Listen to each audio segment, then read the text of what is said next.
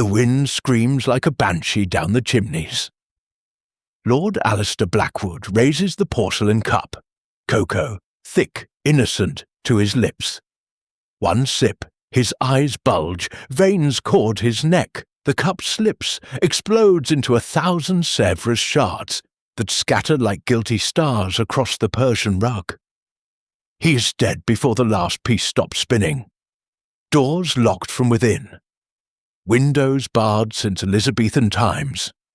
5 souls asleep in the east wing, every one of them desperate for his silence. Chapter 1. The Body in the Library. The wind that night was a living thing, clawing at the leaded windows of Blackwood Manor with fingers of ice.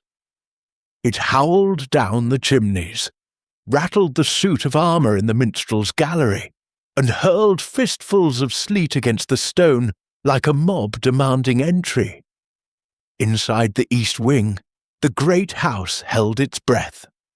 11 strokes, the grandfather clock in the long gallery delivered them with the solemnity of a judge passing sentence. Each bronze note lingered in the air, then died. In the library, Lord Alistair Blackwood sat alone. He was 73, thin as a heron, and dressed for dinner, though no one remained to dine with him. A single green-shaded lamp pooled light across the leather desk. Beyond its circle, the room dissolved into shelves of morocco and vellum, their gold lettering glinting like the eyes of sleeping animals. A coal fire spat and hissed. On the blotter lay a fresh will, the ink still wet, the final clause leaving Blackwood Manor and its 40,000 acres to the Devon Cats Protection League. A joke, he had told his solicitor, until the joke became the only truth he dared write. At his elbow stood a porcelain cup on a silver tray. Cocoa, thick as velvet, scented with vanilla and something sharper. Foxglove, perhaps, if one had the nose for it. He lifted the cup with a tremor, toasted the portrait of his great-grandfather above the mantel, and drank. The first spasm took him mid-swallow. The cup slipped, shattered on the parquet in a constellation of Sèvres shards. His spine arched. The chair rolled backward on silent casters. A sound, half croak, half sigh, escaped him. Then nothing. Only the fire talking to itself and the wind begging at the panes. Lord Blackwood was dead before the last shard stopped spinning. The library door was locked from the inside. The 2 tall windows were barred by Elizabethan ironwork no hand could bend. The marble chimney-piece rose 20 feet. No flue wide enough for a cat. A single dumbwaiter, concealed behind the portrait, had not been opened since the Boer War. And yet death had entered, precise as a thrown stiletto, and left no footprint in the Persian rug. 11 minutes past 11. Jeeves the butler discovered the body at 11:30, summoned by the crash. He tried the door, found it fast and fetched the duplicate key from the pantry. When he swung the oak inward, lamplight spilled across the corpse like stage footlights revealing the star of a tragedy no babe one had rehearsed. "Sir?" Jeeves whispered, knowing the answer. He knelt, touched the wrist, felt nothing but the chill of Dartmoor night seeping through the cuffs. Then he straightened, smoothed his white gloves, and walked with the measured tread of a pallbearer to the telephone in the gun-room. "Scotland Yard," he told the operator, voice steady as a metronome. "Ask for Inspector Japp. Tell him Hercule Poirot is required. Tell him Lord Blackwood is murdered." 240 miles away, in a flat above a baker's shop in Whitehaven Mansions, Poirot laid down his cup of tisane and listened to the night bell. The telegram followed 20 minutes later, delivered by a boy whose eyebrows were frosted with sleet. Blackwood dead? Poison? Library locked from within. Come at once. Jap. Poirot's moustaches bristled with delight. He donned the tight patent shoes, the fur-collared coat, the grey Homburg angled precisely 2 finger-widths above the left eyebrow. At Paddington, he boarded the night express to Devon, settling into a first-class compartment that smelled of coal smoke and wet wool. Across from him, Captain Hastings snored gently, mouth open like a schoolboy dreaming of spin bowlers. Poirot did not wake him. The little grey cells preferred solitude for their calisthenics. Dawn found the train crawling through a landscape bleached bone-white by frost. Blackwood Manor rose from the moor like a battleship petrified mid-voyage. Towers, turrets, a balustrade where no balcony had ever been needed. Rooks wheeled above the chimneys, cawing prophecies no one heeded. The Rolls-Royce sent by Lady Clarissa met them at the station. The chauffeur's face was the colour of putty. "Morning, Mr. Poirot. Nasty business, sir. His lordship. Well, you'll see." Gravel hissed beneath the tyres. Poirot watched peacocks stalk the lawn, their tail feathers dragging like the trains of mourning queens. When the car stopped, the silence was so complete he heard the tick of cooling metal. Jeeves awaited them beneath the porte-cochere. 60 years old, spine straight as a billiard cue, eyes the pale blue of a man who has seen every sin and catalogued them alphabetically. "This way, monsieur." They passed suits of armour whose visors seemed to follow the Belgian with hollow curiosity. A grandfather clock struck 8, though the sky was still the colour of tarnished pewter. In the long gallery, oil portraits glared down. Admirals, bishops, one prime minister who had lost his wig in a duel. Their eyes said, "We kept our secrets, keep yours." The library door stood ajar. Inside, the air was thick with beeswax, coal smoke, and something metallic, blood or fear. Inspector Japp rose from a leather-wing chair. His bowler hung on the antlers of a stag long dead. "Morning, Poirot. Thought you beat the milk train. Mon cher Japp, when murder is served before breakfast, I never linger over the croissants." Japp's moustache twitched, an apology for a smile.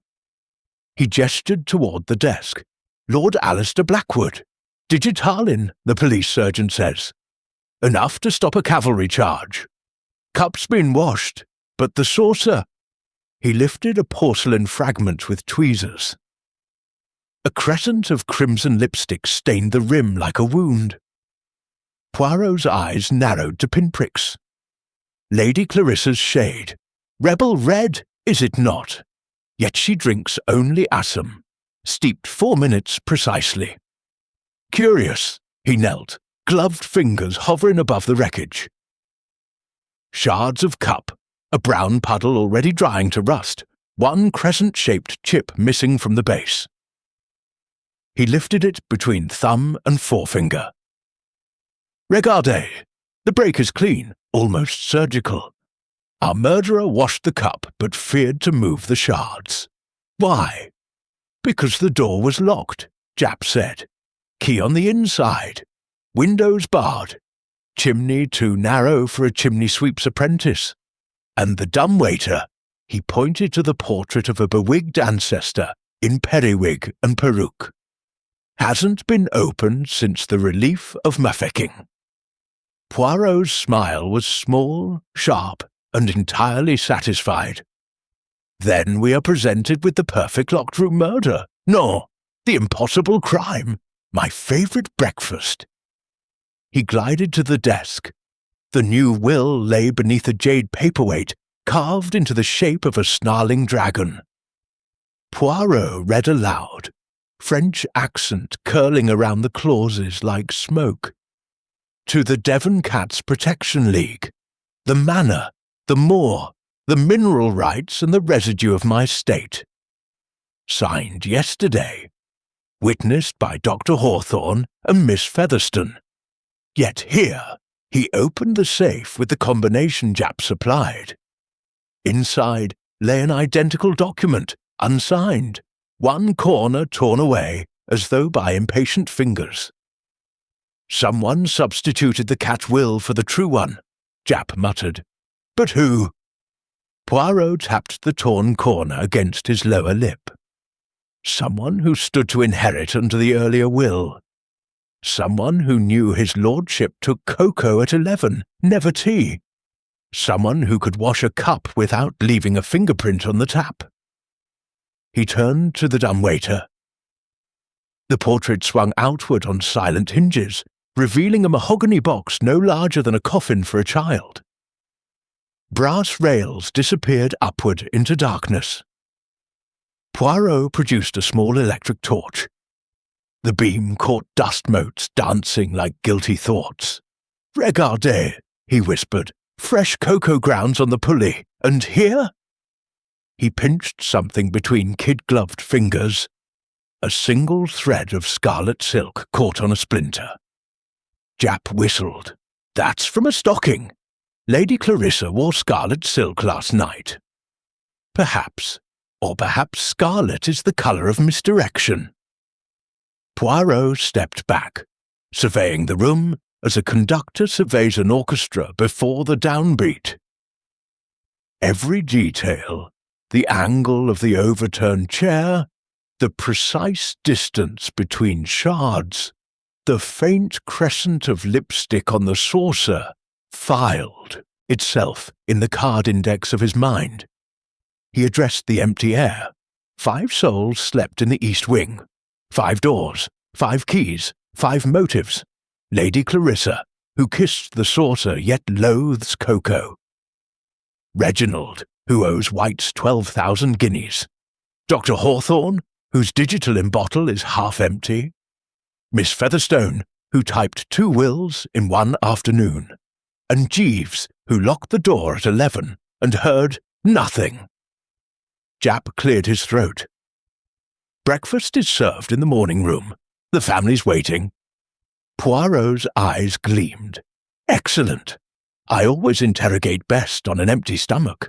The little grey cells, they require famine to feast." He paused at the threshold, glanced back at the corpse now draped in a dust sheet. Lord Blackwood's silhouette looked smaller in death, as though murder had shrunk him to the size of his secrets. "Au revoir, milord," Poirot murmured. "Your cats shall not inherit after all, but someone will hang for the privilege of disappointing them." He stepped into the corridor. Behind him, the library fire settled with a sigh, and the portrait swung shut, hiding the dumbwaiter that had carried death upward on a silver tray. The wind dropped.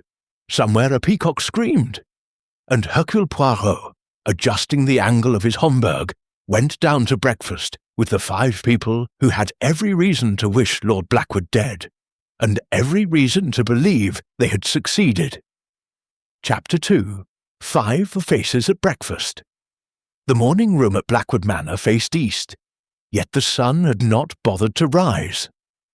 A low sky the colour of wet slate pressed against the tall windows, turning the silver chafing dishes the shade of old pewter. 5 places were laid on the mahogany table. 1 chair remained empty, its napkin folded into a perfect mitre, waiting for a corpse that would never sit again. Hercule Poirot entered without ceremony, hat in hand, patent shoes gleaming like twin beetles. He paused on the threshold, inhaling the mingled scents of kippers, kedgeree, and cordite-sharp suspicion. "Bon matin," he announced, bowing to the room at large. "I trust the sleep. It was refreshing." 4 pairs of eyes flicked up, then away. The 5th place, Lord Blackwood's, stared back with the hollow patience of a grave. Lady Clarissa Blackwood occupied the carver at the head. 35 ash blonde, cheekbones sharp enough to slice the morning silence. She wore black crepe, but the morning was already bored with her. A rope of pearls the size of mothballs rose and fell against a neck still flushed from something warmer than grief.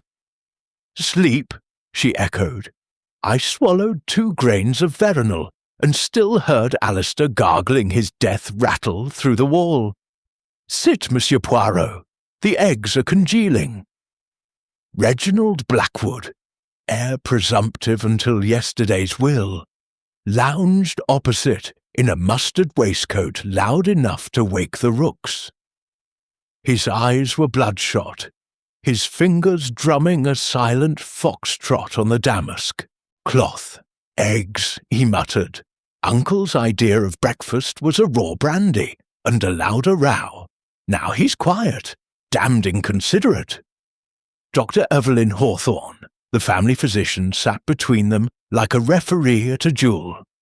42, thin wrists, thinner patience. A stethoscope peeked from his pocket as though hoping to diagnose the conversation. "Digitalin poisoning is rarely quiet," he said, voice papery. "Convulsions, dilated pupils, the heart simply forgets its rhythm." Miss Penelope Featherstone, secretary and typewriter in residence, occupied the foot. 28, spectacles mended with stamp paper, cardigan buttoned to the throat. She buttered toast with the mechanical precision of a metronome, crumbs falling like punctuation marks. Poirot took the vacant chair, Lord Blackwood's, without asking. The cushion sighed as though relieved to bear a lighter guilt. "Parfait," he declared. "Now we are 6, 5 suspects and 1 detective. The mathematics, they are elegant," Reginald snorted. "Suspects! Uncle dropped off his perch because his heart gave out.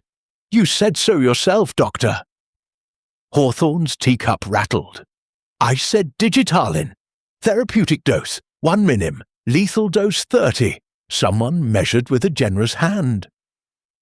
Lady Clarissa lifted the silver coffee pot, poured for Poirot with the languid grace of a woman who had poisoned nothing more lethal than a reputation.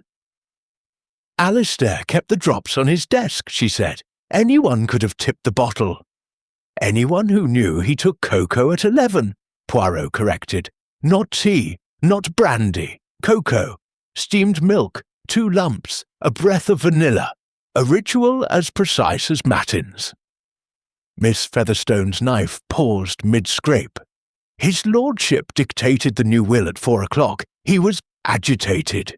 Said the cats deserved the more than any human vulture circling the estate."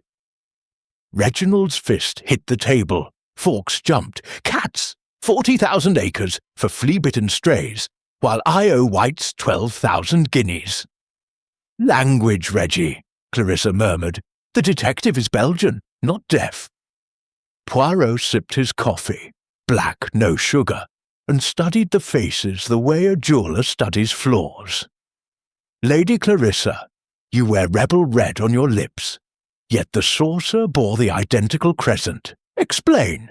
She touched her mouth, surprised that the colour was still there. "I tasted the cocoa to be sure it wasn't scalding. Alistair was fussy." "Fussy enough to lock his door at 11 sharp," Poirot said. "Jeeves turned the key. Jeeves heard nothing. Yet death arrived within 5 minutes. Tell me, Docteur, how rapidly does digitalin kill?" Hawthorne pushed his plate away. The kipper stared back with a glassy eye. "Intravenously, seconds. Orally, 3 to 7 minutes. The cocoa was hot. Absorption would be swift." Swift enough, Poirot mused, for the murderer to remain inside the room, or to have left before the key was turned? Reginald laughed, a bark without humour. "Inside, the door was bolted from within. You'd need to be a ghost, or a blasted contortionist." "Or," Poirot said softly, "to know the house's secret arteries." He rose, napkin folded into a neat white flag, and crossed to the wall where a tapestry of the Battle of Agincourt hung slightly askew. His small hand disappeared behind the woven horseman.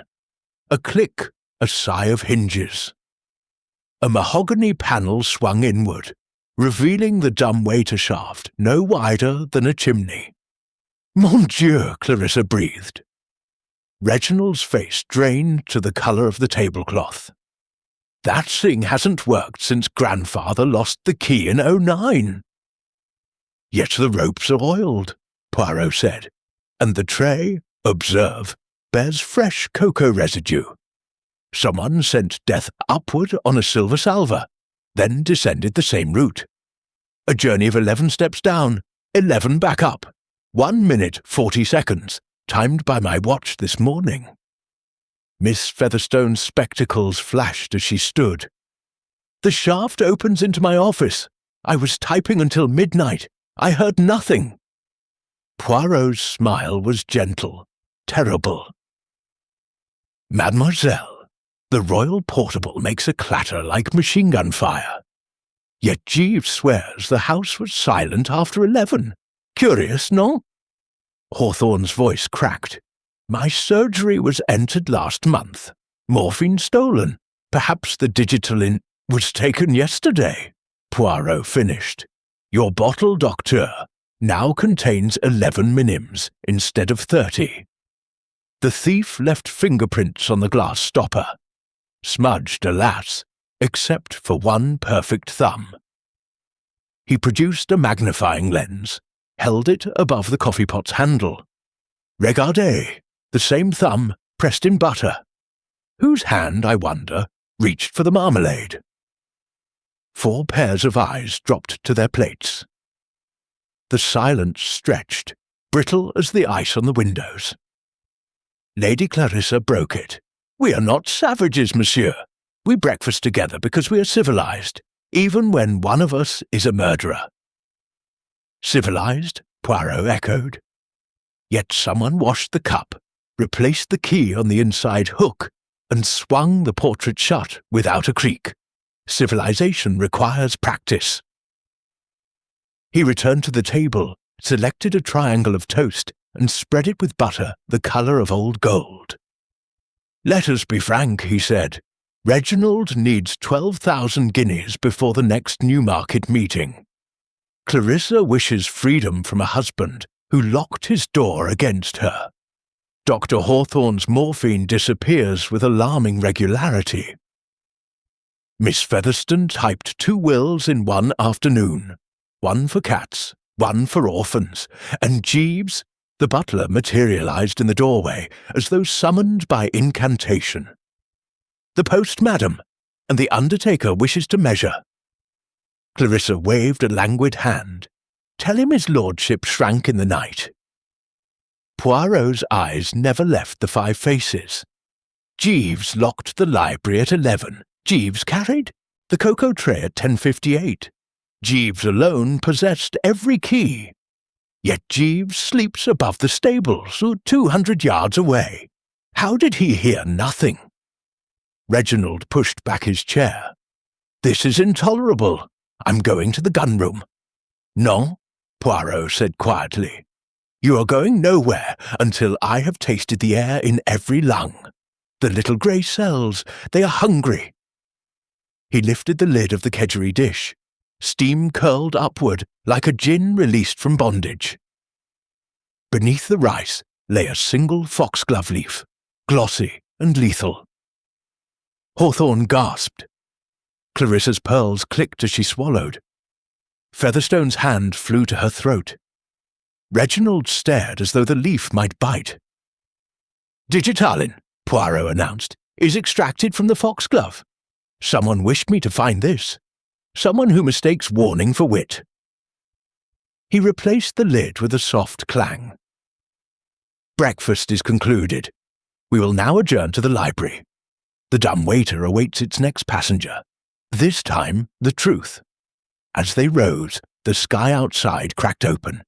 Pale sunlight spilled across the table, illuminating 5 pale faces and 1 small Belgian, whose moustache curved like a drawn bow. The game mes amis, had only begun. Chapter 3. The portrait that breathed, the library had been tidied by invisible hands. The Sèvres shards were gone, the rug beaten, the corpse removed to the icehouse. Only the smell remained. Coal smoke, wet wool, and the faint sweetness of foxglove that clings to the back of the throat like a lie. Poirot stood alone beneath the chandelier, coat unbuttoned, gloves folded in his pocket. He looked less like a detective than a priest hearing the house confess. The others had been sent away. Clarissa to her boudoir, Reginald to the billiard room, Hawthorne to his surgery, Featherstone to her typewriter. Japp patrolled the corridor outside, humming Tipperary off-key to keep the constables awake. Poirot addressed the silence. "Eh bien, my lord, you are gone, yet you speak louder in absence. Let us listen." He began with the desk. The blotter had been replaced, but the Jade Dragon paperweight still crouched in the same spot. Poirot lifted it, turned it, set it down exactly 1 inch to the left. Then he opened the centre drawer. Inside lay a brass key on a scarlet ribbon, the twin of the one now in Japp's pocket. "Curieux," he murmured. "2 keys for 1 door, 1 inside, 1 elsewhere." He pocketed the ribboned key and moved to the fireplace. The marble surround rose 20 feet to a frieze of hunting dogs frozen mid-leap. Poirot ran gloved fingers along the carved vines until he found a notch no wider than a sixpence. A soft click. A narrow panel slid aside, revealing a spiral stair of iron descending into darkness. "Not a chimney," he whispered, delighted. "A priest's hole for Protestant gold, or for murderers who prefer the back stairs." He did not descend. The iron was cold and the hour early. Instead, he returned to the portrait of Colonel Archibald Blackwood, hero of Balaclava, who scowled down through a fog of pipe smoke and ancestral disapproval. The frame was heavy oak, black with age, yet when Poirot pressed the left eye of the painted charger, the entire canvas swung outward on counterweights smooth as a bank vault. The dumbwaiter yawned behind it. A mahogany box lined with green baize, brass rails polished to the colour of fresh blood. A silver tray waited on the floor of the shaft, bearing a single brown ring where the cocoa had stood. Poirot knelt. His torch beam crawled over every surface. "Ah, regardez!" A fingerprint, perfect, unsmudged, pressed into the dried cocoa. The whirl was delicate, almost childlike. A woman's or a small man's. He photographed it with the miniature Leica he carried for such moments, then dusted the print with aluminium powder from a pocket tin. The ridge pattern lifted like frost on glass. Next, he examined the ropes. Hemp, tarred, recently oiled with neatsfoot. A single strand of scarlet silk, matching Clarissa's stockings, had snagged on a splinter. Poirot teased it free and sealed it in a glassine envelope marked C. From his waistcoat he produced a length of twine and a lead fishing weight. He tied the weight to the twine, lowered it down the shaft until it touched bottom, then measured 11 feet 4 inches. Enough for a slight person to climb hand over hand, tray balanced on head like an African water carrier. He timed himself. Up in 41 seconds, down in 38. Breathless, but possible. The portrait closed with the sigh of a guilty secret. Poirot stepped back and addressed the empty room. Scenario premiere. The murderer enters with the cocoa at 10:58, poisons it, locks the door from within, hides in the dumbwaiter, descends after the drink is taken. But not. Jeeves locked the door at 11 sharp. The key was on the inside hook, impossible to turn from the shaft. He paced, potent heels clicking. Scenario 2. The cocoa is poisoned below. Sent up, drunk. The murderer never enters the library. Yet the cup is washed, the key replaced, the portrait closed. Someone returned. He froze mid-step, unless the door was locked by the victim himself, trusting the tray as he trusted every night. The murderer descends, cleanse, returns the key through the letter slot. No, too narrow. Through the keyhole. Possible, with tweezers and patience. He tried it. The keyhole was large, Victorian, the key lightweight. A pair of surgical forceps from Hawthorne's bag, borrowed earlier, did the trick in 19 seconds. He smiled, replaced the key on its hook, and swung the portrait shut. Footsteps in the corridor. Japp's voice, muffled. "Poirot! Presser at the gate. Vultures want a statement." "Tell them Hercule Poirot never gives statements to vultures. He gives carcasses." Japp chuckled and retreated. Poirot now turned to the bookshelves. He pulled out a calf-bound volume of Don's Sermons, hollow. Inside lay a small ledger wrapped in oilskin. Pages crisp, ink fresh, entries in a neat secretarial hand. Poirot's eyebrows performed a small ballet. "Blackmail," he whispered. "Lord Blackwood played a dangerous game, and someone paid in digitalin." He photographed each page, returned the ledger, and slid the false book home. A soft knock. Miss Featherstone entered, cheeks pink from the cold, spectacles fogged. "Monsieur Poirot, Lady Clarissa asks whether you require anything. Tea? Brandy? Information, mademoiselle. At 10:47 last evening you were seen leaving the typist's office. Where did you go?" She blinked. "To post letters in the hall. His lordship disliked carbon copies." "And at 10:58 you carried the cocoa tray." "Jeeves did. I merely prepared it." Poirot produced the glassine envelope. The scarlet thread glinted. "Your stocking, I think." Featherstone touched her ankle, found the ladder paled. "I caught it on the rose trellis yesterday afternoon." "Yesterday you wore grey wool. Today scarlet silk. Memory is elastic, mademoiselle."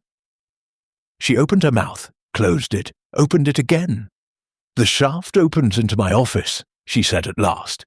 "If someone used it, I would have heard. Unless you were part of the performance." Her eyes filled. "I typed what he dictated. The cats were his joke. Jokes have punchlines. Yours was murder." He softened. "Go, mademoiselle, but do not leave the east wing. The net tightens." She fled, cardigan flapping like a startled hen. Poirot waited until her footsteps faded, then reopened the portrait. He climbed into the dumbwaiter, knees to chin, and pulled the ropes. The box rose smoothly, gears whispering. At the top he pushed the ceiling panel, unlocked, and emerged into a narrow attic corridor, lined with trunks and moth-eaten furs. A skylight dripped meltwater into a bucket. Footprints, small, stockinged, led to a door marked Servant's Stair. He followed them down 2 flights to the typist's office. The room smelled of ink and lavender water. The Royal Portable sat on its stand, cover off, ribbon new. Poirot lifted the spool. Beneath it lay a brown glass vial, cork stopper sealed with red wax. The label, in Hawthorne's spidery hand, Digitalin, 1/1000. He held it to the light. Half empty. On the blotter, a single sheet of Blackwood-crested notepaper. Typed, unsigned, "If I die tonight, look to the woman who typed this." Poirot's moustache curled with pleasure. He pocketed the vial, the note, and from the wastebasket, a torn corner of heavy vellum. The missing piece of the true will. The tear matched the ledger's orphanage clause exactly. He stood very still, listening. Somewhere a clock struck 10. Outside, rooks quarrelled over breakfast. Inside, the house exhaled a century of secrets. Poirot addressed the empty typewriter. "You are eloquent, ma petite. You spell death in 10-point elite."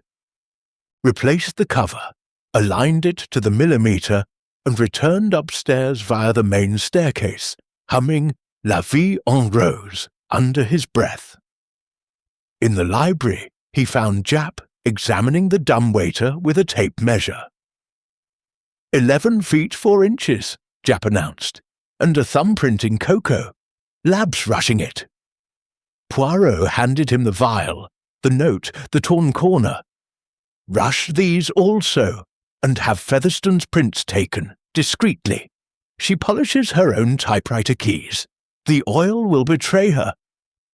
Jap whistled. The meek little secretary.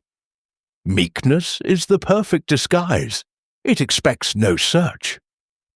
Poirot crossed to the fireplace, warmed his hands, and stared up at Colonel Archibald's painted scowl. "Your great-grandson kept a priest's hole and a poisoner's staircase," he told the portrait. "You would have approved the economy." Behind him the fire settled with a sigh, and for one heartbeat the portrait seemed to breathe in, out, as though the old soldier guarded the shaft still.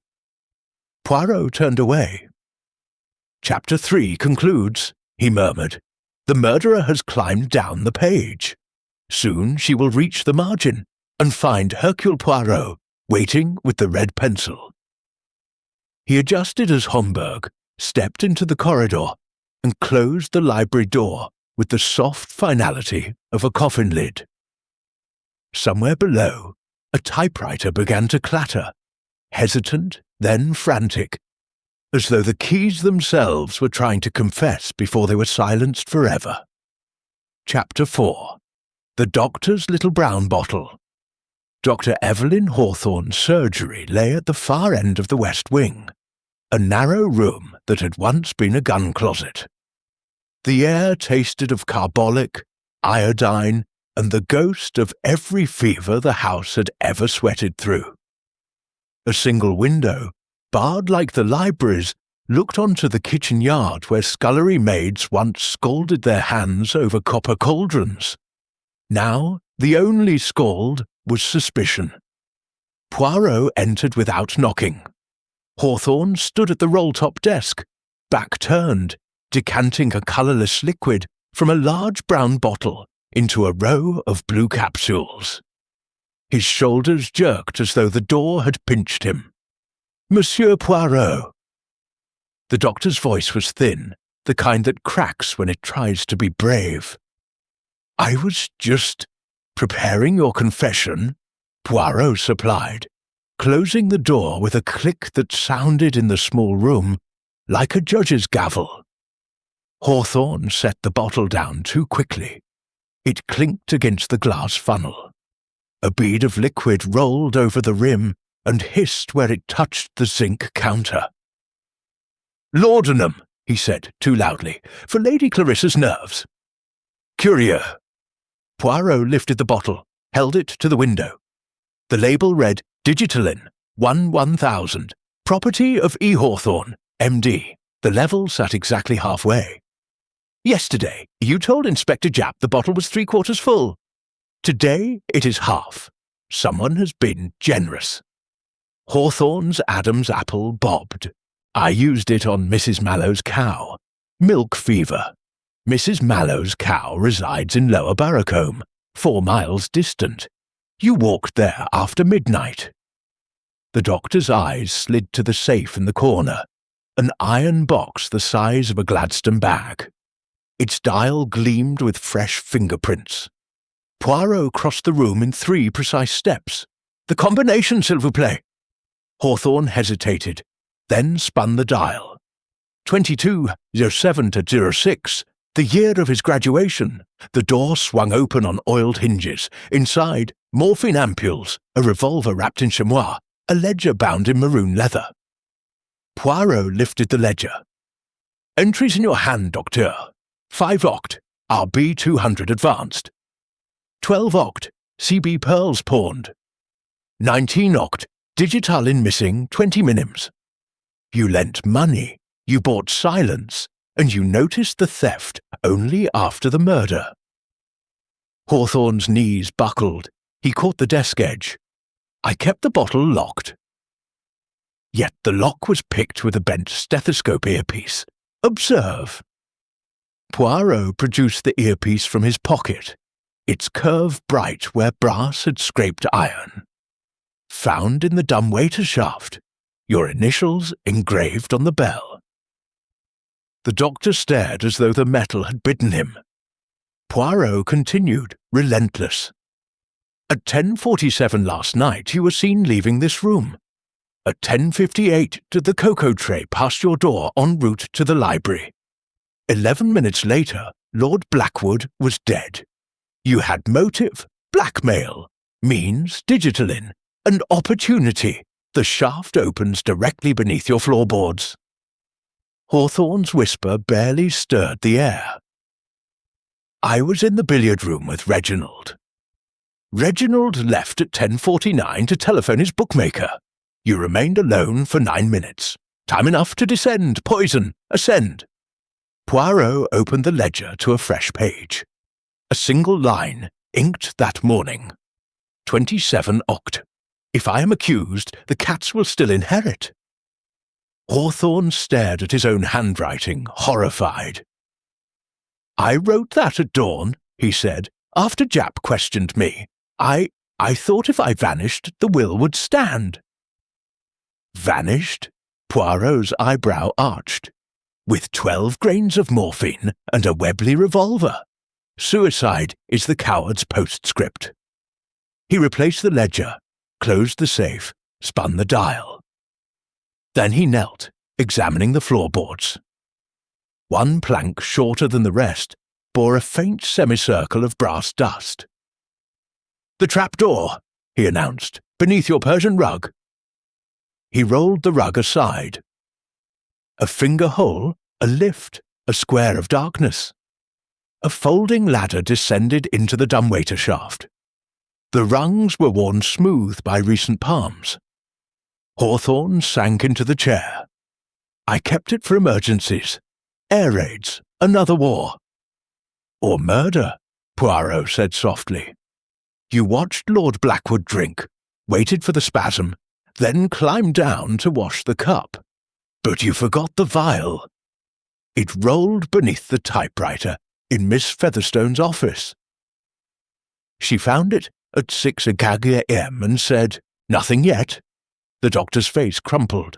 I'm ruined. Ruined men confess, Poirot replied. Innocent men fight. Which are you? A knock. Japp's voice. Poirot! Telegram from the yard. Prints on the vial matched the cocoa tray. Poirot opened the door. Japp handed him a flimsy. The message was brief. Thumbprint. P. Featherstone, left. Ridge count 14. No record. Poirot's eyes gleamed. The meek secretary. Always the meek. He turned back to Hawthorne. You are under suspicion, Docteur, but not yet under arrest. Remain in this room. Touch nothing. Hawthorne nodded, a puppet with cut strings. Poirot stepped into the corridor. Japp followed, closing the surgery door. Think it's the sawbones? Japp asked. No, he is the diversion. The murderer needed us to chase the doctor's bottle while she typed her innocence. They walked toward the typist's office. Halfway there, Poirot paused beneath a sconce. A cobweb trembled in the draught from the shaft. Regardez, he whispered. A single strand of scarlet silk caught high. Lady Clarissa is 5'10". Miss Featherstone, 5'2". Yet the thread is at 6 feet. Japp squinted. Someone carried her? Or she climbed on a chair. Secretaries are resourceful. They reached the office. Featherstone sat at the Royal Portable, back straight, fingers poised above the keys. The machine was uncovered, a fresh sheet rolled in. She did not look up. Poirot spoke from the doorway. "Mademoiselle, your thumbprint is on the vial, your stocking fibre on the rope, your silence purchased with a forged will." The typewriter carriage rang like a bell as she slammed it home. "I found the bottle this morning," she said, voice steady. "I intended to hand it to Inspector Japp. Someone is framing me." Poirot crossed to the wastebasket, lifted the torn will corner. "This matches the orphanage clause. You hid it here, then moved it to the ledger for us to find. A double bluff." Featherstone's spectacles flashed. "I typed what he dictated. At 4 p.m. the cat will. At 4:17 the true will. You substituted pages, forged the witnesses' signatures. Dr. Hawthorne signed in haste. You mimicked his loop, but you forgot the torn corner." She stood, chair rolling back. "You cannot prove I can." Poirot produced the glassine envelope. Inside, the scarlet thread now joined by a second. Grey wool, identical to the cardigan she wore yesterday. "2 costumes," he said. "Scarlet silk to plant on the rope. Grey wool to climb undetected. You changed in the attic, left the silk thread high for us to discover. Then you descended in wool, silent as a mouse." Featherstone's hands clenched. "He was going to expose me.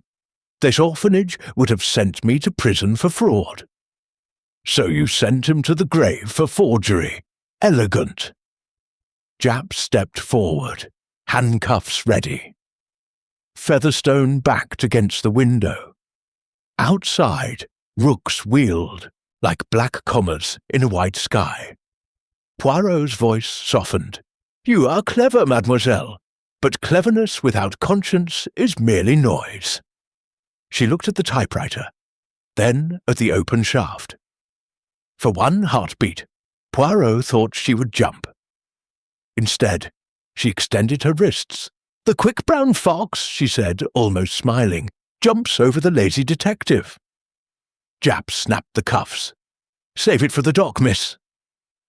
As they led her away, Poirot lingered. He lifted the typewriter ribbon tin. Inside, nestled among black cotton, lay the missing corner of the true will, now whole. He pressed it into the ledger's orphanage page. A perfect fit. He closed the lid, aligned it to the millimeter, and addressed the empty room. "Chapter 4 ends in handcuffs, but the book is not yet bound." From the corridor came the clatter of Featherstone's heels, fading toward the library, where the portrait still guarded its secret. Poirot followed at a distance, humming. The little grey cells were already composing Chapter 5. And somewhere in the walls, the dumbwaiter ropes trembled, as though the house itself were learning to lie. Chapter 5. The Crimson Kiss. The morning room had become a courtroom without robes. Sunlight, thin and surgical, slid across the table and pinned every face in its own small dock. Japp stood at the door, helmet tucked beneath one arm, the other hand resting on Featherstone's cuffed wrist. She looked smaller now, spectacles fogged, cardigan buttoned to the throat like armour that had failed its wearer. Poirot entered last, carrying a silver tray. Upon it, the fatal Sèvres saucer, a lipstick tube in rebel red, and a single foxglove petal, curled like a dried tongue. He set the tray beside the marmalade, with the reverence of a priest laying out relics. "Mesdames, messieurs," he began, "we have arrived at the interval. The orchestra has tuned, the curtain is raised, and the villain believes the audience applauds the wrong actor. Let us correct the programme." Lady Clarissa was first to break the silence. She had changed into dove-grey silk, mourning softened to flirtation. A cigarette burned between fingers that did not tremble. "Bravo, Monsieur Poirot! You have your little secretary in irons. Shall we all clap?" Poirot's smile was small, lethal. "Applause is premature, madame. The thumbprint on the vial is indeed Mademoiselle Featherstone's, yet the lips on the saucer are yours." He lifted the saucer. The crimson crescent glowed like a fresh wound. Clarissa examined her cigarette as though it might testify. "I told you. I tasted the cocoa for temperature. Alistair was fussy." "Fussy enough to lock his door against you for 3 years," Poirot said. "Yet last night he allowed a kiss on the rim of his cup. Why?" She shrugged, a movement that cost £1,000 of pearls. "Guilt, perhaps. He knew the new will disinherited me." "No. Guilt leaves fingerprints, not lipstick." He uncapped the rebel red, twisted the base. The wax rose, greasy and arterial. Observe the angle of wear. Left-handed application. You, madame, are right-handed. Watch. He mimed the motion. Right hand to mouth, a perfect vertical stripe. Then left. The crescent curved exactly as on the saucer. Clarissa's cigarette paused halfway to her lips. "Clever parlour trick." "Parlour?" Poirot echoed. "Murder is never parlour. It is kitchen, scullery, and priest's hole. Sit, madame. The performance continues." He turned to Reginald, who had been carving his initials into the table with a butter knife. "Monsieur Reginald, you left White's Club at 10:49. You arrived here at 12:17 according to the gatekeeper's log. 1 hour 28 minutes for a journey of 40 minutes. Where did you stop?" Reginald's knife stilled. "Needed air. Walked the moor." "In evening shoes?" Poirot produced a muddy brogue from beneath the table. "Size 10. Found beside the terrace. Your initials inside. Yet the footprints beneath the library window are size 7. A woman's." Reginald flushed the colour of port. "Borrowed Clarissa's galoshes. Absurd accusation." "Absurd," Poirot agreed. "Like gambling away 12,000 guineas and expecting cats to pay your debts." He moved to Dr. Hawthorne, who had been prescribed a chair and a glass of water. The glass trembled against his teeth. "Doctor, you signed both wills. The cat will at 4:12 p.m., the orphanage will at 4:17, 5 minutes. Yet your signature on the second document loops differently. Observe." He laid the 2 pages side by side. The H in Hawthorne on the orphanage will was taller. The tail flourished. "Forgive an old man's nerves," Hawthorne croaked. "Old men do not forge," Poirot said gently. "Secretaries do." Featherstone lifted her head. The cuffs clinked like cheap jewellery. "I forged nothing. His lordship dictated." 2 wills, Poirot finished. 1 aloud, 1 in whispers, while you changed the carbon paper. You typed the cat will on the machine upstairs. The orphanage will on the portable in your office. Then you swapped the top sheets. A sleight of ribbon. He opened the lipstick tube fully. Inside the wax, a hollow compartment. He tipped it. A tiny brass key slid onto the tablecloth, trailing scarlet crumbs. "The duplicate library key," he announced, "hidden in plain sight. You entered at 10:56, kissed the saucer to leave Madame's print, added digitalin, locked the door from within, and departed via the dumbwaiter. 11 minutes, you timed it to the second." Clarissa crushed her cigarette in the marmalade. "Why involve me?" "Because," Poirot said, "you were the perfect red herring. Everyone knew you loathed cocoa. Everyone saw the lipstick. Everyone believed the kiss was yours." He turned to the tray, lifted the foxglove petal. "But the true signature was here. Digitalin is bitter. Lord Blackwood would have tasted it instantly, unless," he produced a second petal, fresh from his waistcoat, "unless the cocoa was masked by something sweeter. Vanilla, yes, and something metallic. Arsenic of roses, your perfume, madame. A single drop on the petal, pressed to the rim. The poison rode in on a kiss. Clarissa's hand flew to her throat. The pearls seemed suddenly tight. You carried the petal in the lipstick tube, Poirot continued. Applied it after the digitalin. The heat of the cocoa fixed the scent. I smelled it this morning on the saucer. Nuit de Chine. Discontinued in 1929. You hoard the last bottle in your dressing table. Reginald slammed the table. This is insane. She was in the drawing room with me at 11. Non. You were telephoning your bookmaker from the gun room. She was alone for 4 minutes. Time enough to descend the servant's stair, enter the library through the panel behind the tapestry, and leave the petal as her calling card. He faced Clarissa fully. You needed Featherstone to take the blame. You paid her £200 to substitute the wills. She kept the money, typed the forgery, and believed the cats would protect her. You believed the lipstick would protect you. Instead, you kissed your own gallows. Clarissa rose, silk rustling like dry leaves. Prove it! Poirot gestured to Japp. The inspector produced a sheet of Blackwood-crested notepaper from his pocket. Found in your wastebasket, madam. Typed this morning on the upstairs Remington. If I am accused, blame the secretary. Initialed CB in Rebel Red. The ribbon matches the machine in your boudoir.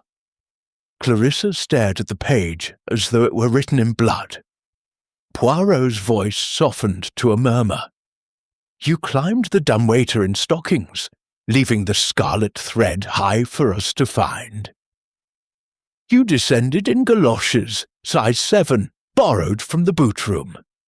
You kissed the saucer with your left hand, practiced in the mirror.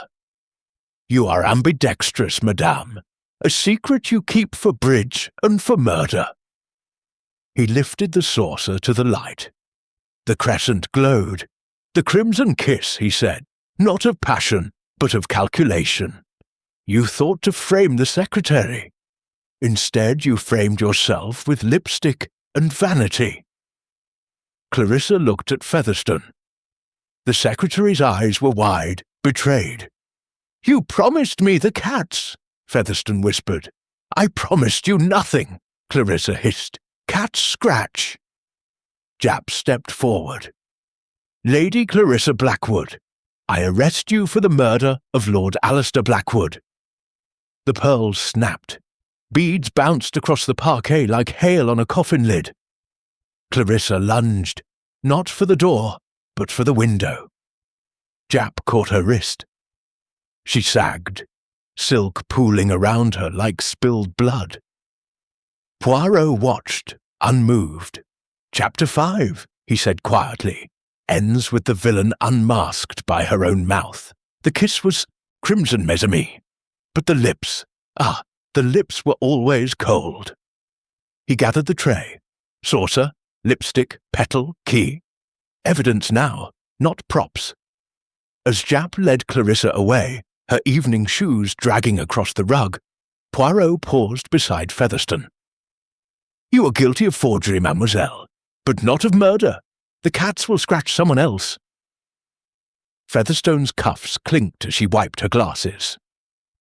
I only wanted the orphanage. Poirot patted her shoulder, a grandfather indulging a naughty child. Next time, type in triplicate. He turned to the breakfast table, lifted the lid of the kedgeree dish. The foxglove leaf was gone. In its place, a single pearl, warm from Clarissa's throat. Poirot closed the lid. The curtain falls, he murmured, but the stage is not yet struck. One thread remains scarlet. Outside, the rooks wheeled higher, screaming at the sun that had finally climbed above the moor. Inside, the morning room smelled of cold coffee and cordite. And somewhere in the walls, the dumbwaiter waited, patient as a spider, for the next act. Chapter 6. The gambling man's ledger. The gun room smelled of gun oil, wet tweed, and the sour panic of a man who had bet his last chip on a dead uncle. Reginald Blackwood stood at the baize-covered table, cue in one hand, whiskey in the other, chalking the tip as though the felt were a throat he could silence. Poirot entered without knocking. Japp followed, notebook open, pencil poised like a bayonet. 2 constables framed the doorway, boots planted wide. "Reginald Blackwood," Poirot announced. "The house has folded. Your hand is tabled." Reginald's laugh cracked like a miscued break. "Rot! I was at White's till 1. 50 witnesses, old boy. 50 witnesses," Poirot repeated, "who saw you leave at 10:49. The hall porter telephoned here at 10:47. Your uncle wished to speak. You departed within 2 minutes. The drive from St. James's to Dartmoor is 43 miles. You arrived at the lodge gate at 12:17. 1 hour, 28 minutes unaccounted for." Reginald drained the whiskey, set the glass down with exaggerated care. Needed air. Walked the embankment. In evening pumps. Poirot produced the mud-caked brogues from beneath his coat. Size 10, monogrammed RAB, found beside the terrace, 3:12 a.m., by Constable Meek. The left heel bears a fresh scar. Observe, he laid a brass cartridge on the table. Same scar. You kicked in the library window's lower pane to reach the dumbwaiter rope. Reginald's cue clattered to the floor. Preposterous. Preposterous, Poirot agreed, is a man who owes 12,000 guineas and believes cats will settle the account.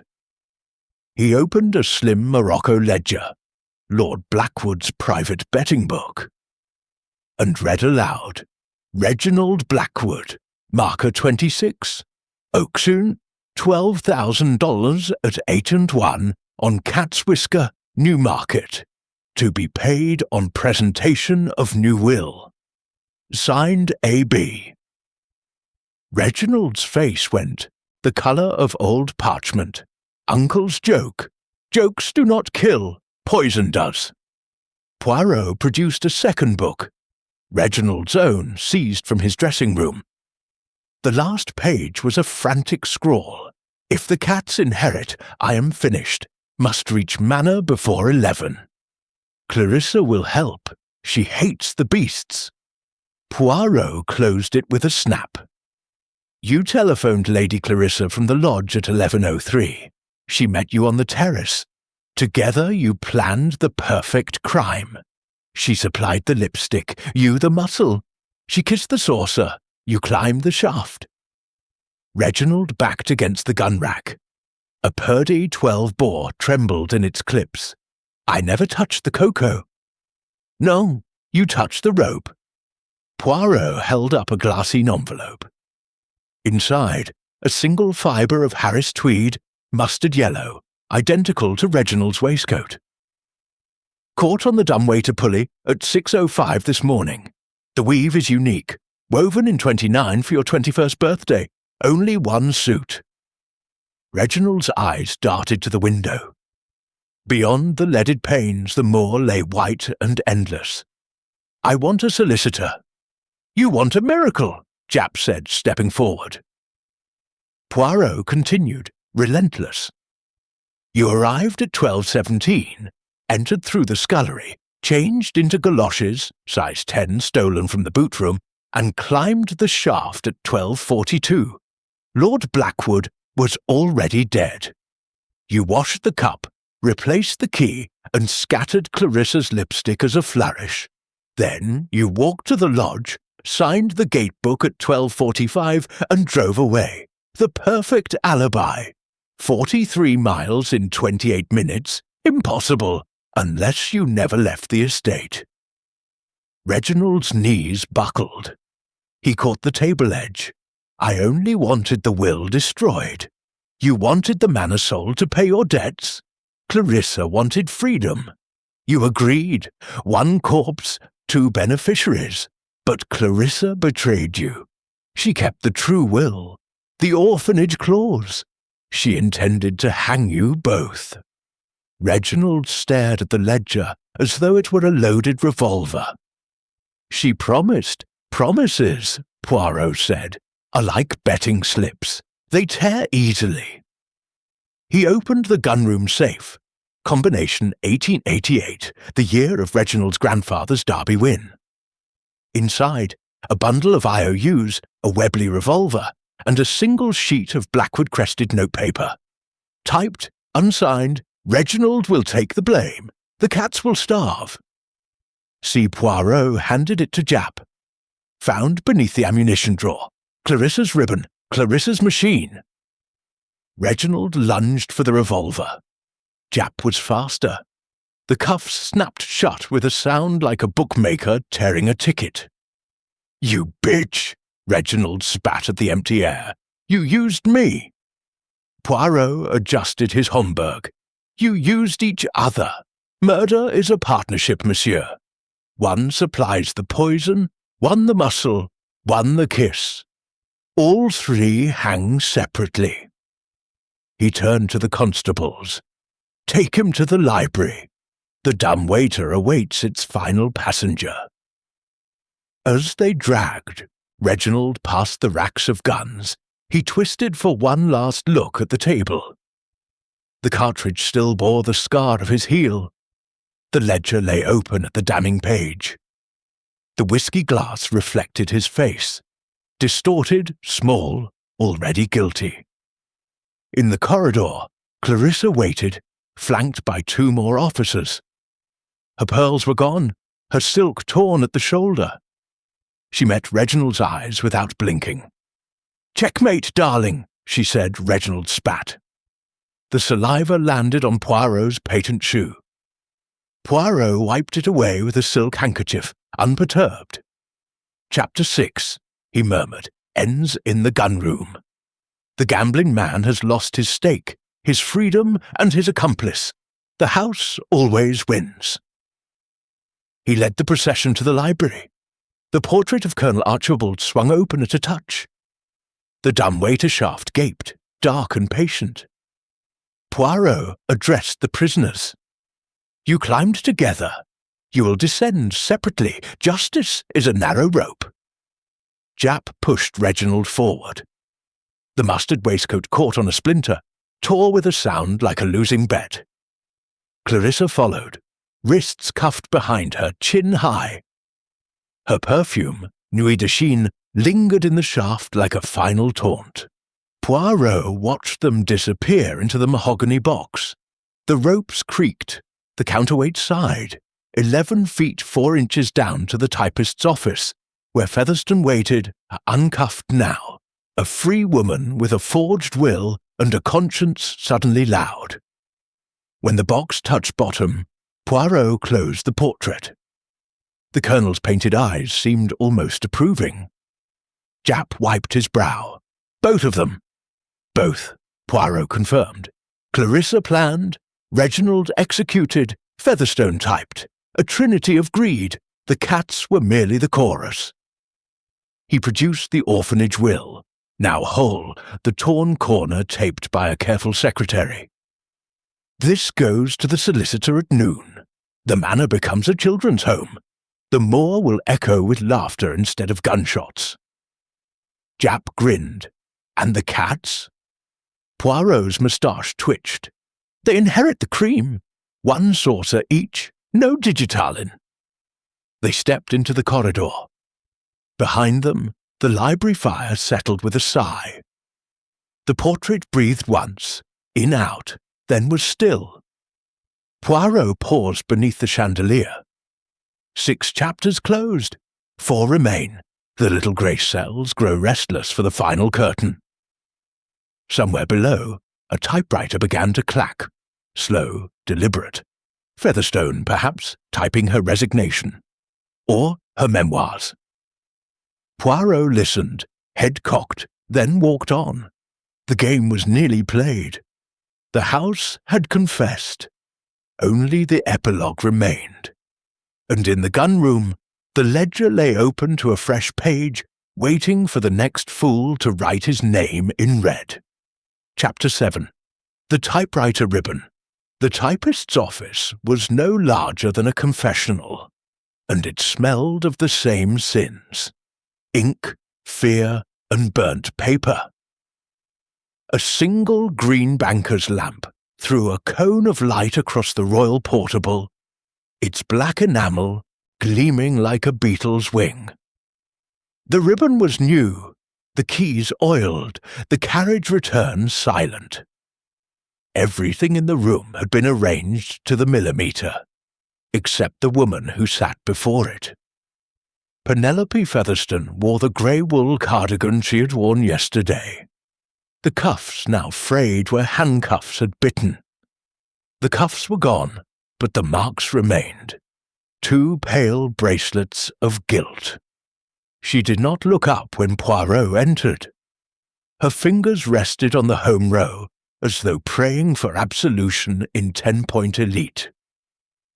Chapter 7, Poirot announced, closing the door with the soft finality of a judge's gavel.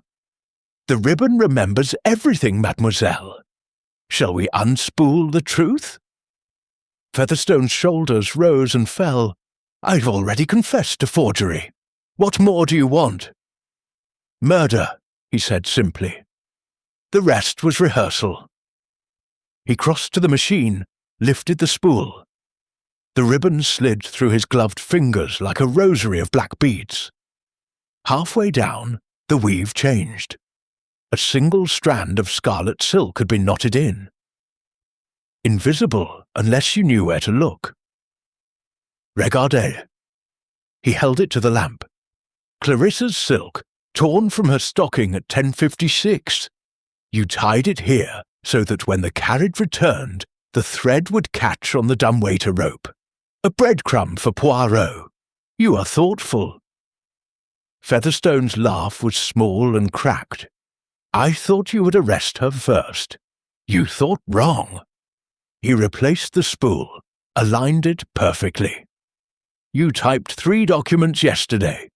The cat will at 4:12, the orphanage will at 4:17, and the confession at 4:23. You left the confession in Clarissa's wastebasket, typed on her Remington, initialed in her lipstick, a gift. She stared at the keys. She promised me half the estate. Then she promised Reginald the other half. I was to be the scapegoat with the typewriter. Poirot opened the drawer. Inside lay the brown vial, digitalin, half empty, the torn corner of the true will, and a single sheet of onion skin. He read aloud, If I die tonight, the ribbon will tell. Beth. Your insurance, he said, hidden beneath the spare spool. You believed the police would dust the keys for prints. They did. Yours were the only ones. Featherstone's hands clenched. I never touched the cocoa. No, you touched the tray.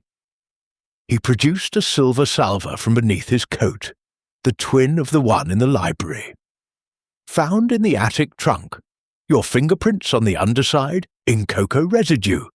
You carried it up at 10:58, descended at 11:04. It washed it in your sink. The chip in the porcelain matches the shard in the library drain. He set the tray on the desk. It rang like a funeral bell. Featherstone stood so quickly the chair rolled back and struck the wall. I was in this room typing. Typing silence, Poirot corrected. You removed the ribbon, typed heir. The machine clacked. The house heard nothing. 11 minutes, you climbed. The shaft in stockinged feet, poured the digital in, added Clarissa's lipstick kiss for theatre, descended. You replaced the ribbon at 11:15. The carriage return rang once, your signal to Clarissa on the terrace. He pressed the shift key. The machine answered with a soft, lethal click. You practiced the climb for weeks, he continued. Stockings rolled to the knee, galoshes borrowed from the boot room. You left Reginald's brogues on the terrace to confuse the footprints. You scattered the foxglove petal from Clarissa's perfume bottle. Every detail perfect, except one. He opened the wastebasket, lifted a crumpled sheet. Typed, unsigned. The quick brown fox jumps over the lazy dog. 11:03 p.m. The test page, he said. You typed it to check the ribbon tension. The O in fox is misaligned. The same misalignment appears on the orphanage will. You swapped the top sheets, but the flaw travelled with the ribbon. Featherstone's knees gave way. She sat hard. I wanted the children to have the manor, she whispered. Clarissa wanted the pearls. Reginald wanted the moor for shooting. I thought if I gave them each other. You gave them a noose, Poirot finished. 3 threads, 1 rope. He knelt, eye level. You are 28, mademoiselle. You learned shorthand at Pitman's, took tea with the orphans every Thursday. You believed the end justified the keys. But murder is not punctuation. It is the full stop. Tears cut channels through the powder on her cheeks. I forged the cat will to protect the true one. I thought if the police found the forgery first, they would stop looking. Instead, they looked harder. He produced the complete orphanage will, the torn corner now taped. This goes to the solicitor at noon. The children will have their home. You will have 20 years. Featherstone stared at the page as though it were written in a foreign tongue. Will they hang me? England reserves the rope for peers and poisoners. You are neither. Transportation, perhaps. Or Brixton. The ribbon will decide. He stood, adjusted his Homburg. You typed your confession at 4:23. You left it for Clarissa to find. She left it for Reginald. He left it for the rooks. None of you trusted the others. That is why you failed. Featherstone's fingers found the keys again. She typed without looking. I killed him. I am sorry. The quick brown fox is tired. The carriage return rang like a judge's gavel. She pulled the page free, folded it into a perfect square, and offered it to Poirot. For the children, she said, tell them the manor is theirs because a secretary learned to spell remorse. Poirot took the page, slipped it into his waistcoat. They will not read it. Children prefer fairy tales. But they will sleep beneath a roof you saved, and that is a kinder ending. He opened the door. Japp waited with 2 constables and a pair of cuffs lined with lamb's wool, for the gentle murderer. Featherstone rose, smoothed her cardigan, and walked between them without a tremor. Her stockinged feet made no sound on the parquet. At the threshold she paused. Monsieur Poirot. Oui? The ribbon, she said. Will you keep it? He considered the spool, black and scarlet intertwined. It will go to the Black Museum. One day a child will ask why the thread is red. The curator will say, because a woman loved orphans more than life. Featherstone smiled, small, crooked, almost peaceful. Then the story has a happy ending after all. She stepped into the corridor. The constables closed ranks. The typewriter sat alone beneath the green lamp, carriage open, a fresh sheet waiting for a hand that would never return. Poirot lingered. He pressed the spacebar once.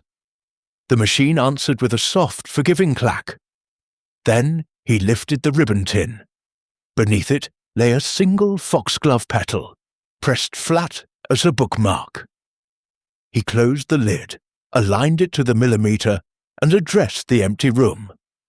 Chapter 7, he murmured, is typed in tears. The ribbon is full. The carriage returns to 0.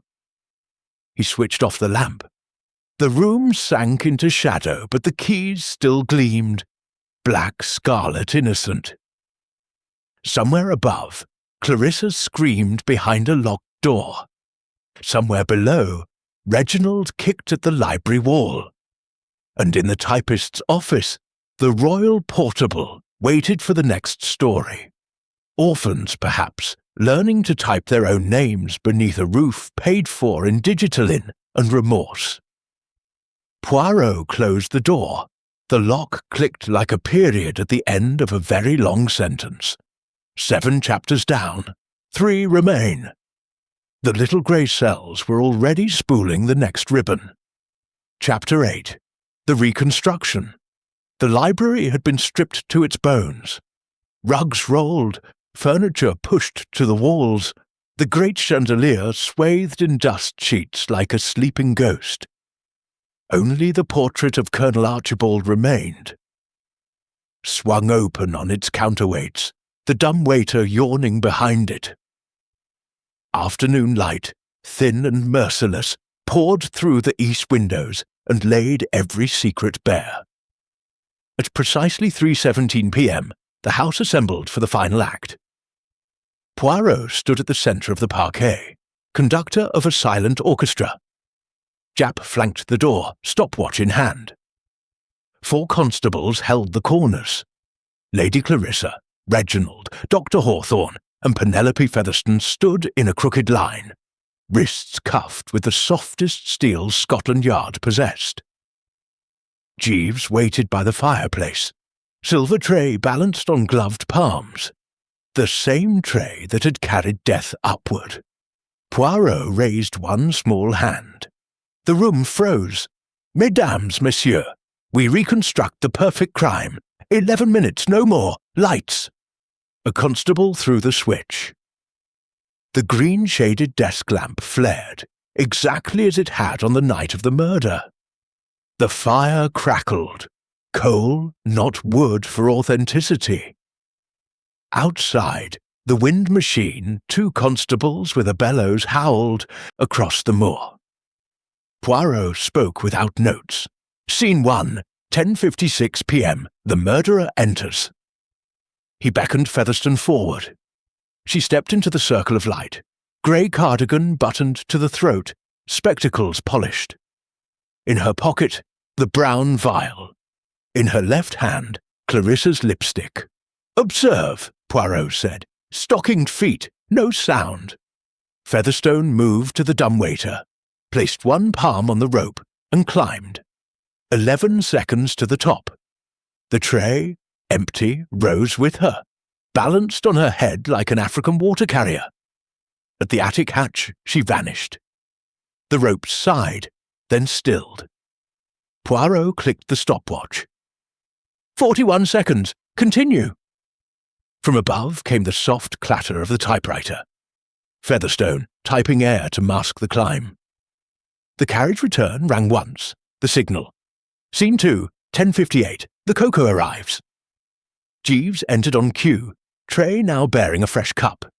He set it on the desk, bowed, retreated. The cup steamed, real cocoa, no digital in this time. Poirot lifted it, toasted the portrait. Lord Blackwood drinks, 1 sip too. The heart forgets its rhythm. He set the cup down untouched. The constables marked the exact spot with chalk. Scene 3, 11:00, the kiss. Clarissa stepped forward, wrists cuffed but chin high. She took the lipstick from Featherstone's waiting hand, passed down the shaft on a string, applied it left-handed, pressed a perfect crescent to the saucer. The wax left a faint scent of Nuit de Chine. "Clarissa's signature," Poirot said. "The misdirection." She stepped back. The lipstick returned upward on the string. Scene 4, 11:01. The muscle. Reginald lumbered in, mustard waistcoat straining. He seized the rope, hauled the dumbwaiter down. Featherstone descended, tray now holding the empty cup. Reginald took it, washed it in the porcelain bowl hidden behind the globe. Real water, real chip in the rim. He dried it with Clarissa's silk handkerchief, returned the key to the inside hook, using Hawthorne's bent stethoscope earpiece. Poirot timed every motion. 19 seconds for the key, practiced. Reginald's face glistened. "I was only the porter. You were the accomplice," Poirot corrected. "Without you, the cup stays dirty. The door stays unlocked. The perfect crime collapses." Scene 5, 11:03, the petal. Hawthorne shuffled forward, vial in trembling fingers. He unscrewed the cork, let 3 drops fall onto a foxglove petal, pressed it to the saucer's rim. The scent of arsenic of roses bloomed, sweet and lethal. "Digitalin is bitter," Poirot explained. "The petal masks the taste, the perfume masks the scent. Hawthorne supplied the poison, believing it was for his own suicide note." Hawthorne's knees buckled. A constable caught him. Scene 6, 11:04, the descent. Featherstone climbed back into the box. Reginald lowered her gently, 11 feet 4 inches. The tray followed, now bearing the washed cup and the petal. Clarissa scattered the scarlet thread high on the pulley, left-handed for authenticity. Reginald kicked the lower pane with his brogue, leaving the scar. The galoshes, size 7, were already hidden in the boot room. Poirot clicked the stopwatch. Total elapsed 10 minutes, 58 seconds, 2 seconds to spare. He swung the portrait shut. The Colonel's eyes gleamed with painted approval. Scene 7, 11:05, the alibi. Clarissa walked to the terrace door, opened it, stepped outside. The wind machine howled. She lit a cigarette, exhaled toward the moor. Reginald followed, signed the gatebook at 11:07, forged earlier by Featherstone. Hawthorne returned to his surgery, typed the false suicide note. Featherstone re-ribboned the typewriter, typed the quick brown fox, and went to bed. Poirot addressed the room. 11 minutes, 4 murderers, 1 corpse, the perfect crime, almost. He produced the orphanage will, held it aloft. Except the ribbon remembered, the torn corner remembered, the lipstick remembered, and Hercule Poirot. He never forgets. Clarissa laughed, a sound like breaking glass. "You'll never prove it in court. No witnesses." Poirot smiled. "I have 11. The clock, the rope, the saucer, the petal, the ribbon, the thread, the brogue, the galoshes, the typewriter, the will, and, most eloquent, the dumb waiter itself." He pressed a button on the mantel. A hidden gramophone needle dropped. A recording, Featherstone's voice, captured that morning, filled the room. "I climbed at 10:56. Clarissa kissed the saucer. Reginald washed the cup. Hawthorne supplied the drops. We all pulled the rope." The needle scratched to silence. Clarissa lunged for the terrace. Jap caught her by the pearls. They snapped again, scattering like hail across the parquet. Reginald roared, charged the portrait. A constable tripped him. He fell face first into the chalk outline where Lord Blackwood had died. Hawthorne simply sat, folded like a broken umbrella. Featherstone stood quiet, spectacles fogged. "The children will have their home."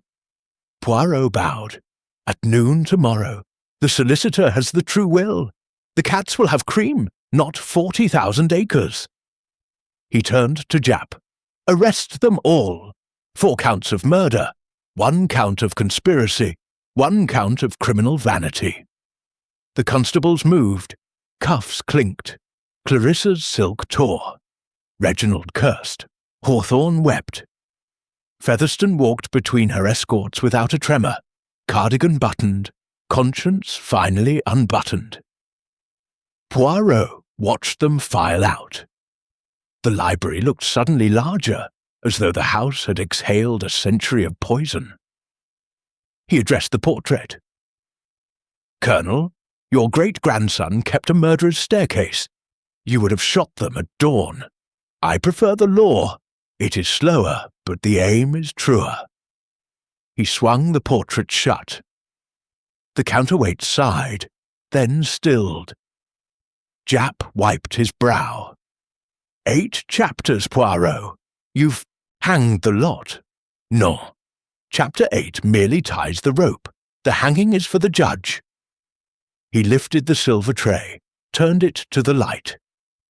The saucer gleamed, the crescent kiss now only chalk dust. Observe, he said softly. The reconstruction is complete. The crime is undone. The house may sleep. Outside the wind dropped. The rooks settled. Inside the fire spoke once, a small satisfied crackle, then died to embers. Poirot adjusted his Homburg, stepped over the chalk outline, and walked toward the door. Behind him, the dumbwaiter ropes hung motionless, the scarlet thread finely cut. 8 chapters closed. 2 remain, justice and the quiet that follows. He paused on the threshold, looked back once. The little grey cells, he murmured, have earned their cocoa. No digitalin, 2 lumps, a breath of vanilla. Then he was gone. Patent shoes ticking across the parquet like the final period at the end of a very long, very poisonous sentence. Chapter 9. The Cat's Revolt. The solicitor arrived at 11:59, 1 minute before the manor would change hands forever. Mr. Percival Pringle, Pringle and Snodgrass, wore a bowler 2 sizes too large, and a face the colour of wet parchment. He carried a tin deed box chained to his wrist, and the expression of a man who had just swallowed a wasp. Poirot met him beneath the porte-cochere. "Bienvenue, monsieur. You are punctual. The children are impatient." Behind them, 43 orphans from the Dartmoor Foundling Home stood in perfect rows, scrubbed pink, shoes polished with spit and hope. Their matron, Miss Trelawney, clutched a banner stitched in uneven capitals. "Blackwood Manor now a home for us, thank you." Miss Featherstone Pringle cleared his throat. "The will is unassailable. Orphanage clause, witnessed by Dr. Hawthorne before the forgery. The cats," he shuddered, "the cats receive £100 and a lifetime supply of sprats." A ripple of giggles ran through the children. A tabby on the balustrade yawned, unimpressed. Poirot raised a hand. The library doors swung inward. Inside, the reconstruction had vanished. The room smelled of beeswax and fresh bread. The portrait of Colonel Archibald had been rehung straight, the dumb waiter sealed with a brass plate engraved, "In memory of Lord Alistair, who loved children more than cats. 26th October 1935. Clarissa, Reginald, Hawthorne, and Featherstone stood in a semicircle, guarded by 2 constables and 1 bored police dog. Their cuffs had been replaced by rope for the cameras. Fleet Street wanted drama. Clarissa's silk was torn. Reginald's waistcoat hung open. Hawthorne's stethoscope dangled like a noose, and Featherstone's spectacles were cracked across the bridge. Yet her chin was high. Poirot addressed the room. Chapter 9. The Revolution. Not with rifles, but with ribbons and cocoa cups. The cats revolt by refusing the manor. The children accept. He produced the orphanage will, now framed, in oak, and handed it to the eldest orphan, a girl of 12 named Rose. She read aloud, voice piping, "All my worldly goods I leave to the Dartmoor foundlings, that no child shall sleep beneath a roof that is not theirs." The children cheered. The tabby flicked its tail. Pringle unchained the deed box. Inside lay the keys to every door in the manor, polished until they shone like stars. He offered them to Rose. She hesitated, then passed them to Featherstone. "You typed it," Rose said. "You should open the first door." Featherstone's hands shook. The key slid home. The front door, 12 feet of ancient oak, groaned open on hinges that had not moved since the Boer War. Sunlight flooded the hall, turning dust motes into golden coins. The orphans surged forward. 43 pairs of boots thundered across the checkered marble. Somewhere a peacock screamed in protest. Poirot watched from the steps, hat in hand. Jap lit a cigarette. Never thought I'd see a murder house turned into a nursery. Every house is a nursery, Poirot replied. Some raise heirs, some raise heirs apparent, some raise ghosts. Today, we raise children. Inside, the great staircase became a waterfall of small bodies. A boy discovered the dumbwaiter panel, pressed the brass plate and laughed when nothing happened. A girl hung her bonnet on Colonel Archibald's sword. The portrait seemed almost to smile. Clarissa watched from the doorway, pearls gone, lipstick chewed off. I would have burned the place for a divorce settlement, she said, voice raw. Now it will echo with hopscotch. Reginald kicked at the rug. 40,000 acres for muddy knees and ringworm. Uncle's final joke. Hawthorne stared at his shoes. I prescribed digitalin for hearts that forgot to beat. Mine forgot first. Only Featherstone moved. She walked to the library fireplace, lifted the brass plate, and pressed something into the fresh mortar. A typewriter ribbon spool, black and scarlet intertwined. Then she sealed it with a trowel borrowed from the gardener. For the archaeologists, she told Poirot. Proof that a secretary once saved a house with 10-point elite. Poirot bowed, and with 11 minutes of courage. The matron clapped her hands.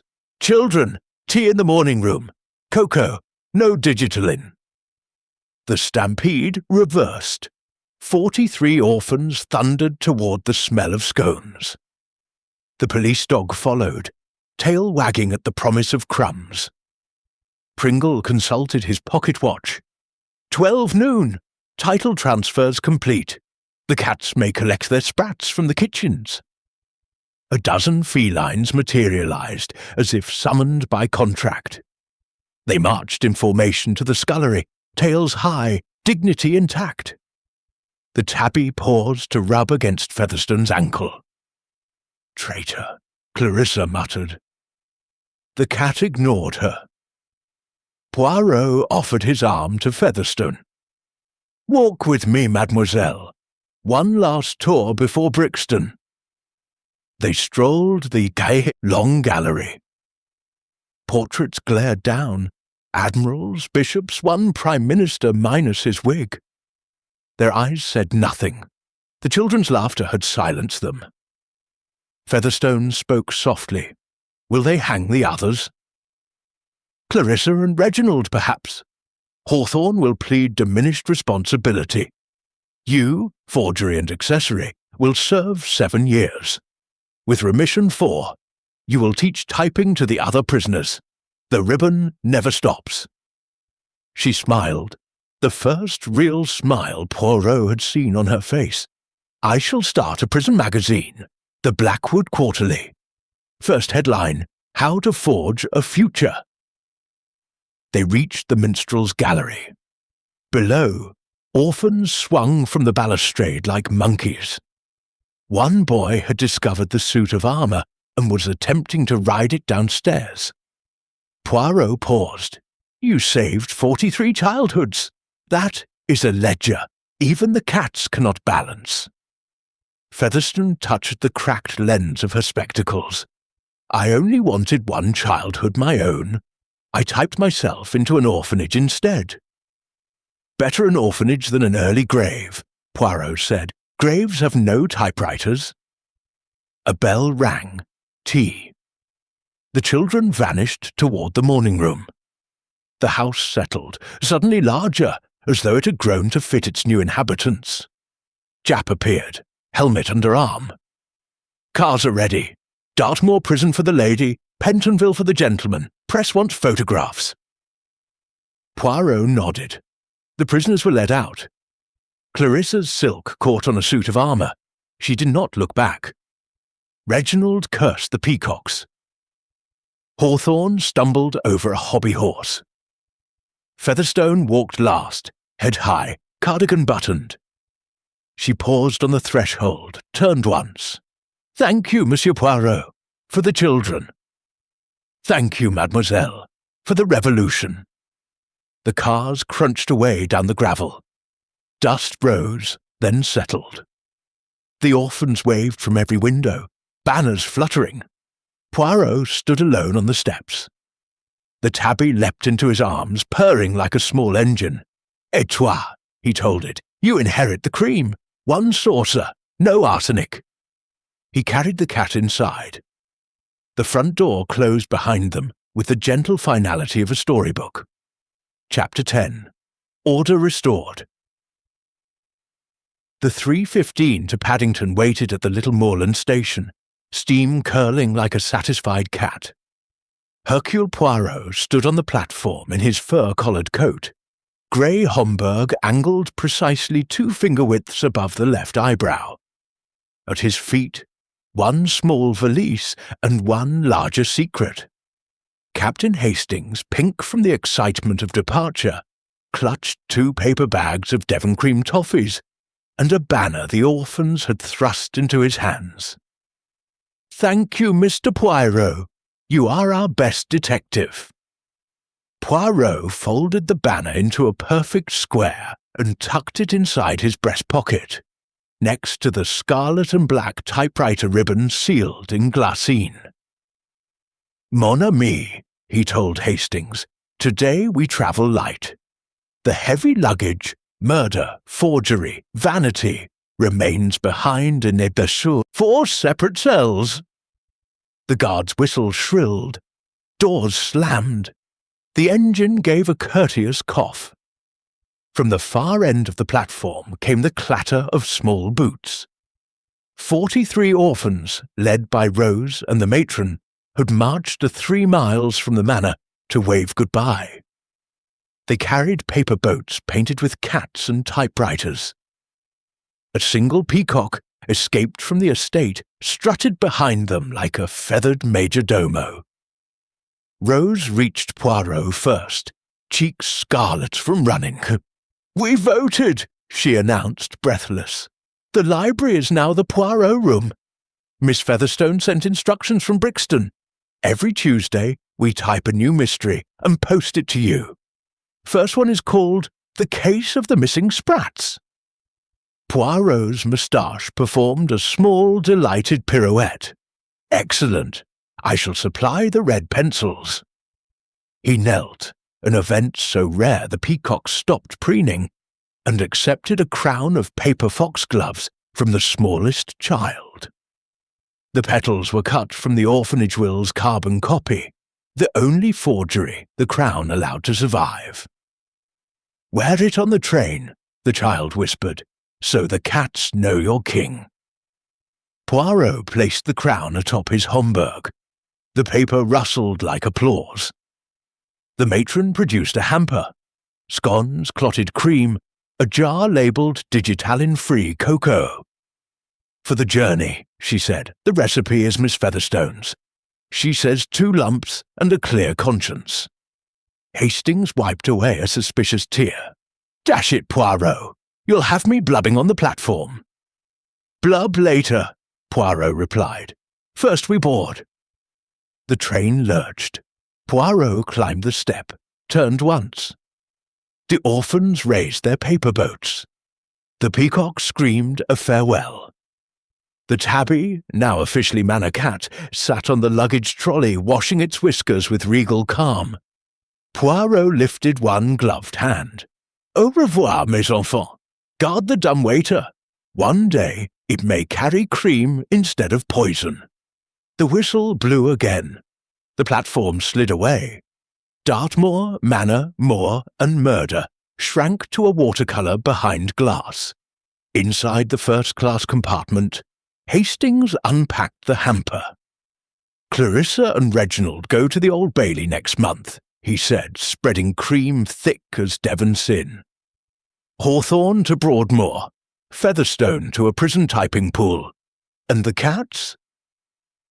"Have formed a union," Poirot answered, accepting a scone.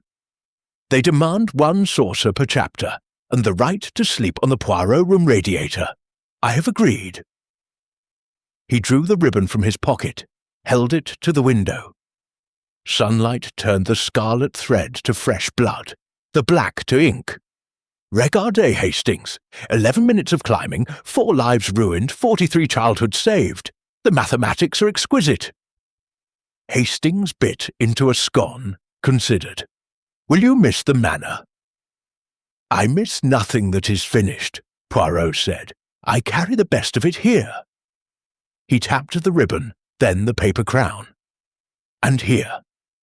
He touched his temple where the little grey cells still hummed a quiet victory march. The train gathered speed. Telegraph wires rose and fell like the breathing of the moor. At Exeter, a newsboy boarded with the evening editions. 4 charged in Dartmoor poison. Plot Belgian detective gifts. Estate to orphans' cats refuse comment. Poirot purchased 6 copies, folded them into paper boats, and set them sailing across the luggage rack. "For the children," he explained, "proof that headlines can float." At Salisbury the light turned golden, the colour of clotted cream. Poirot opened his valise, removed a fresh notebook bound in green leather, and inscribed the first page in violet ink. Case 1935, Blackwood Manor, method, dumbwaiter digital in crimson kiss. Motive, greed, vanity, love of orphans, verdict, order restored. Epilogue, paper boats and feline suffrage. He closed the book, slipped it beside the ribbon, and leaned back.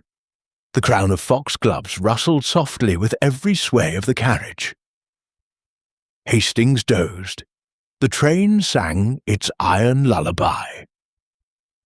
Somewhere between Tisbury and London, Poirot dreamed, not of murder, but of a library filled with the clack of small fingers learning to spell tomorrow. Waterloo Station, 7:42 p.m. The platform was a river of furled umbrellas and shouted porters. Poirot stepped down, crown still in place, valise in hand. A taxi waited, engine purring. The driver touched his cap. "Whitehaven Mansion, sir." "No. First, Scotland Yard. One small errand." At the yard, Poirot delivered the ribbon to the Black Museum. The curator, a man with eyebrows like exclamation marks, accepted it reverently. "Label?" he asked. Poirot considered. "Title, The Thread That Tied the Noose. Subtitle, Dedicated to 43 orphans and 1 honest cat." Back in the taxi, night had folded London into indigo and gold. The crown had begun to wilt. Poirot removed it, smoothed the petals, and tucked them inside the green notebook. Whitehaven Mansions, 9:10 p.m. Mrs. Murchison, the housekeeper, met him with cocoa, 2 lumps, a breath of vanilla, and the news that Mrs. Oliver had telephoned twice. "She wants a plot about poison typewriter ribbons," Mrs. Murchison said. "I told her you were bringing one home." Poirot's eyes twinkled. "Tell Madame I bring 2, 1 scarlet, 1 black, and 43 small critics who insist on a happy ending." He climbed the stairs, patent shoes whispering on the carpet. At his door he paused, key in hand, and looked back at the quiet corridor. "Chapter 10, he murmured to the empty air. "Order restored. The manor laughs, the moor sleeps, the cats have their cream, and Hercule Poirot, he returns to his tisane and his little grey cells, which are already impatient for the next impossible crime." He entered. The door closed with the soft click of a period at the end of a very long sentence. Somewhere far away, a typewriter began to clack. Slow, deliberate, hopeful. A child was learning to spell her future, 1 key at a time. In the Poirot room, the radiator hissed gently. The tabby stretched, dreamed of sprats and purred the house to sleep. The ribbon was sealed in glass. The crown was pressed between pages. The case was closed. And high above Devon, The moor wind carried a faint, satisfied sound, half laughter, half lullaby, across the miles to London. Order restored. The game, mes amis, is beautifully, perfectly, finally afoot no more.